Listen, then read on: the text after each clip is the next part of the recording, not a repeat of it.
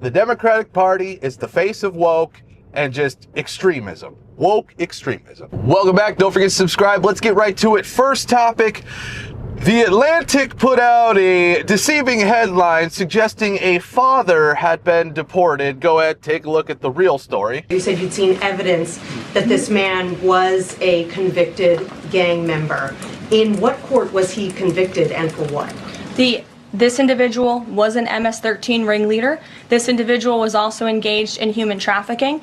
And I'm glad you brought up this point again, because I would like to point out that if you just saw the headline from the insane failing Atlantic magazine this morning, you would think this individual was Father of the Year, living in Maryland, living a peaceful life, when that couldn't be further from the truth. They didn't even mention in the title of that article, or even in the first paragraph, that this individual is an illegal criminal who broke our nation's immigration laws.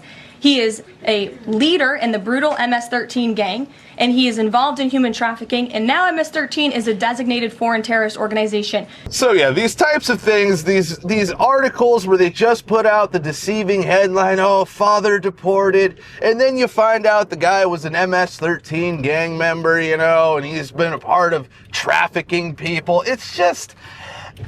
all these things all these, you know, types of headlines and articles are meant to do is just divide people and get people hating the other side. You know, it's like, oh my God, these people see the headline and they just react to the headline. They don't get the real story. And now they think they go around and tell 20 of their friends that he's just deporting fathers.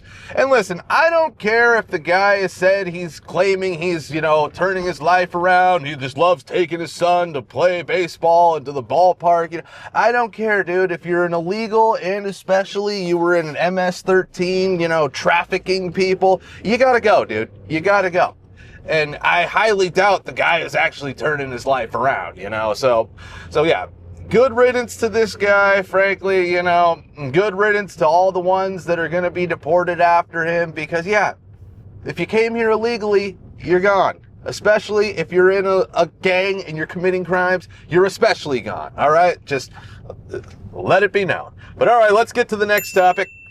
A CU Boulder, Colorado professor did a study where I guess 1 in 15 people have been a part of a mass shooting. Go ahead, take a look at the clip. Publicly archived everything. That includes sociology professor David Pyros at CU Boulder, discussing his new study that shows 1 in 15 U.S. adults have been on the scene of a mass shooting, which the study defines as 4 or more people shot in a public space. By direct exposure at the scene means you were in the direct vicinity to where you could see the shooter. There were bullets that were fired in your direction. Or if you couldn't directly see the shooter, that you could hear the gunshots. Getting that number by surveying 10,000 people last year. First of all, let me know if you think those numbers are actually true. Do you think that 1 in 15 people have basically been on the scene of a mass shooting? And what is the threshold of being on the scene of a mass shooting for this guy? You know, is it basically like,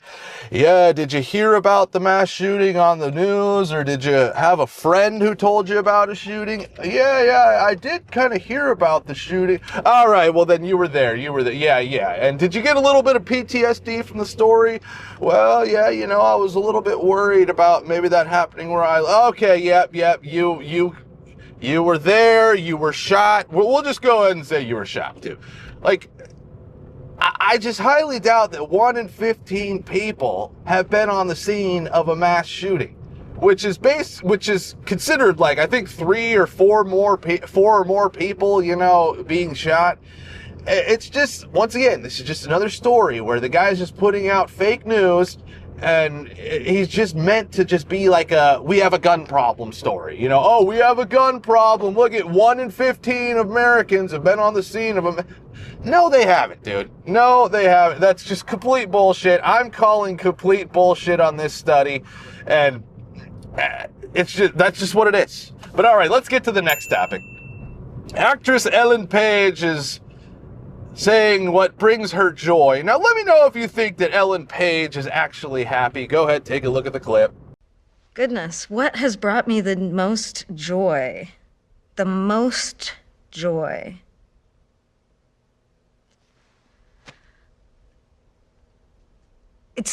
it's, getting out of the shower and the towels around your waist and you're looking at yourself in the mirror and you're just like, there I am. I'm not having all these little moments that used to be just being in a t-shirt.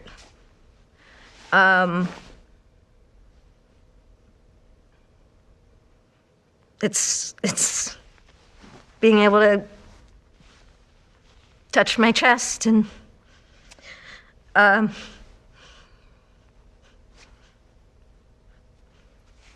feel comfortable in my body for probably the first time. Tears of joy. Yeah, I don't know about you, but to me, that didn't really seem like a person who was happy. It seemed like a person who was kind of stumped by the question of like, oh, what brings you joy? Well, God, nothing really brings me joy anymore because I'm, perpetuating this fake trans life. But now I got to give an answer that talks about how great going trans is, and getting the top surgery. And now I can wear a shirt and I don't have to wear a shirt out of the bathroom. I can just put a towel on my waist, Yeah, no, this person is not happy. That's a miserable person, I don't see it any other way. Is there any other way you can see that when somebody gets asked a question like that and they just break down and they really don't have an answer and they just make up some answer on the spot that, fortifies their decision to go trans? That's all that is, folks. And, you got to learn to be able to spot that type of, fake news. But all right, let's get to the next topic. The Democrats in Congress apparently have reached an all-time low of approval. Go ahead, take a look at the clip. Holy Toledo. Voters' views of the Democrats in Congress among all voters disapprove, 68%. And look at the approved number, just 21%, even lower than the Democratic Party at large. This is the lowest on record for Democrats, according to Quinnipiac University polling. You think these numbers are bad? Let's go to this side of the screen. We'll look how Democratic voters feel. Get this. The plurality of Democratic voters disapprove of Democrats in Congress at 49%, and just 40% approve. Now, see, this is just a product of the whole, AOC, Jasmine Crockett, all these people putting out these videos, making the Democratic Party just look like complete morons and just like, radical left-wing zealots. And nobody wants their party to go completely ghetto like the Jasmine Crockett angle, where she's just putting out videos, just being ghetto and the whole, we need young superstars. Yeah, well, this is what you get nowadays in the Democratic Party when you get young superstars, right? You get these people who are ghetto or they're just completely left-wing, radical left-wing zealots, and then they just tarnish the name of the party because now all of a sudden those are the majority of the clips we're getting and we're seeing, and everybody's just like, wow, God, I mean, they're the party of trans, illegals in Ukraine. Nobody cares about that anymore. Oh, and anti-Tesla, right? So it's like nobody cares about those things, and people just want all that crap gone from America. They want the Ukraine war gone. They want the illegals gone. They want trans madness gone, right? All the woke crap just needs to go, but the Democratic Party has become the face of woke. So, that's why these numbers are what they are. I think it's also the Jasmine Crockett ghetto angle too. People don't want to, celebrate ghetto angles. But yeah, for the most of it, it's the Democratic Party is the face of woke and just extremism. Woke extremism. But all right, that's it for today. Be sure to like, subscribe, and we'll be seeing you.